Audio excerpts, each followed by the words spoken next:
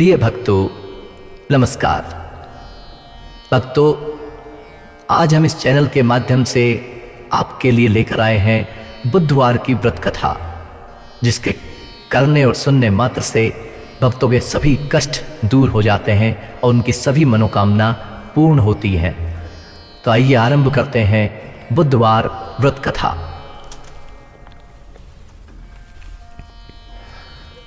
एक समय नैमिषारण्य वन में शौनक आदि मुनि एकत्र हुए और पुराणों के ज्ञाता व्यास जी के प्रधान शिष्य श्री सूत जी से पूछने लगे, हे मुनिवर, आपने हमें अनेकों पुनीत कथाएं सुनाई हैं जो दैविक और भौतिक पापों का नाश करने वाली हैं।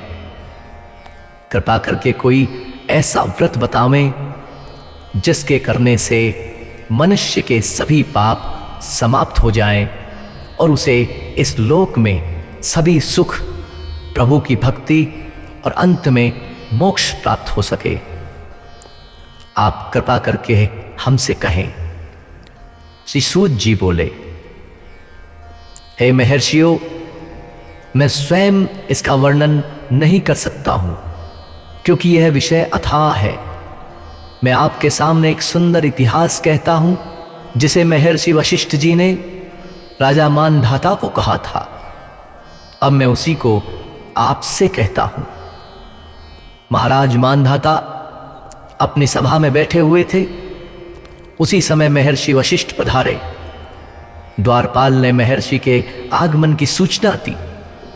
महाराज अपने प्रधान सभासदों के साथ उठकर महर्षि जी को लेने के लिए आए और सुंदर आसन पर बैठा कर बोले, हे प्रभु, मेरे लिए क्या आज्ञा है?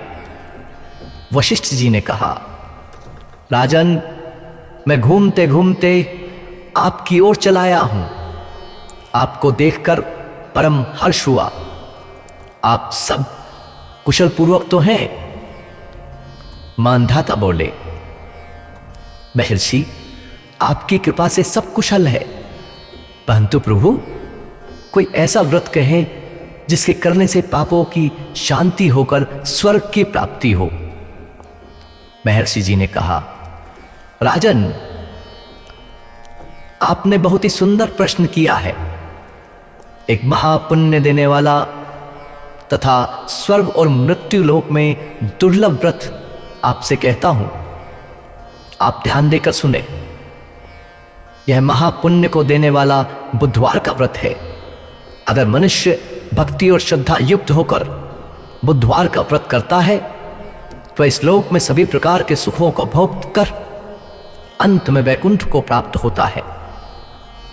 महाराजा मानधाता बोले, महर्षिवर, बुधवार के इस व्रत के करने से क्या फल मिलता है? इस व्रत की विधि क्या है? किस देवता का पूजन करना चाहिए इस दिन? और सबसे पहले पृथ्वी पर यह व्रत किसने किया? कृपा करके सब विस्तार पूर्वक मुझसे कहें, आपकी अति कृपा होगी। महर्षि बोले, राजन, मैं आपसे व्रत का फल संक्षेप में वर्णित करता हूं। वैसे व्रत के फल के कहने की सामर्थ्य स्वयं ब्रह्मा जी में भी नहीं है। यह व्रत दुख और शोक का नाश करने वाला है, धन और धान्य को बढ़ाने वाला तथा समस्त पापों का नाश करने वाला है।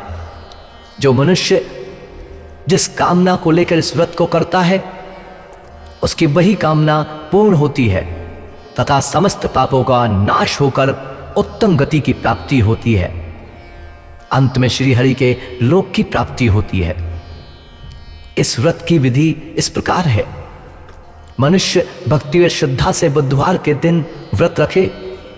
प्रातःकाल नदी आदि में स्नान करके नवीन कलश में जल भर कर लावे। किसी पवित्र स्थान में कमल का आकार बनावे। उसके मध्य इस कलश को स्थापित कर श्वेत चावलों से उसका पूजन करे। बुद्ध की स्वर्ण की मूर्ति कांस्य पात्र में स्थापित करके उस कलश के ऊपर रखे। मूर्ति को 2 सफेद वस्त्र धारण करावे।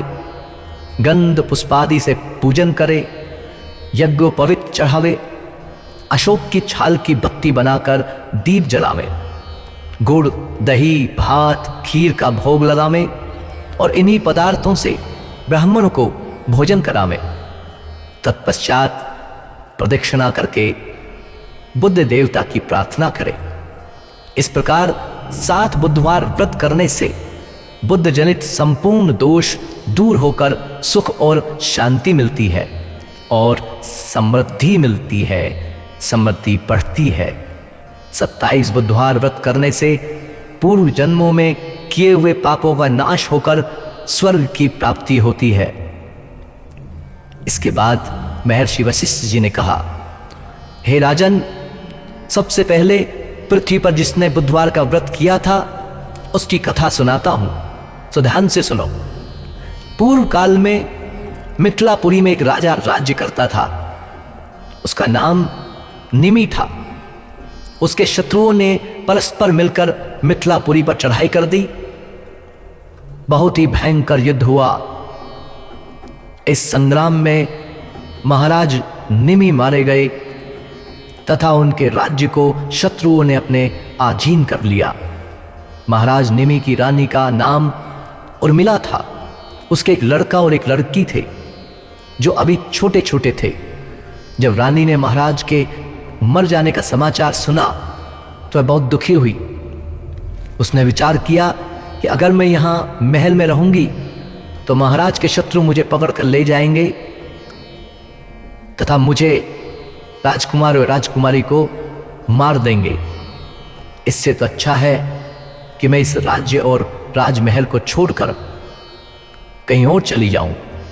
रानी ने ऐसा विचार करके अपने पुत्र और पुत्री को लेकर राजमहल के गुप्त दरवाजे से बाहर निकल गई। रानी उर्मिला अपने पुत्र और पुत्री को लेकर अन्न वस्त्र की चिंता करती हुई चारों ओर विचरण करने लगी।